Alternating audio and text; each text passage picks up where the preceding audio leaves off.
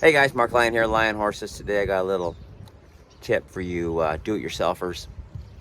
And this is my motorcycle that I just kind of keep in the trailer, and I use it to run around back and forth to town and to the show or whatever.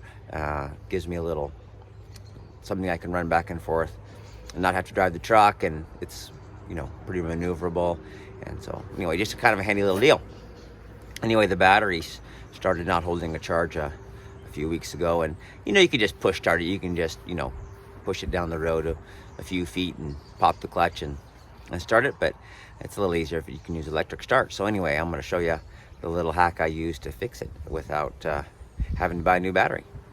It's good. So anyway, this battery, it's a couple years old and started not holding a charge, and so I thought, oh man, I should go get one. And I was surprised at how expensive they were, and I thought, I don't know as often as I use it if I really need to do that. And I already had some other batteries, and I kind of thought I'd try a little experiment. So this is what I did. I took this off and I got a little adapter. This adapter here is for a DeWalt battery.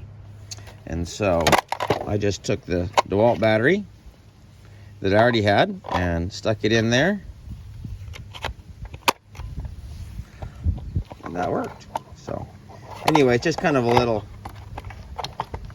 nice little easy fix if you guys already have some DeWalt batteries and you're just wanting something to start maybe your lawnmower or motorcycle or whatever.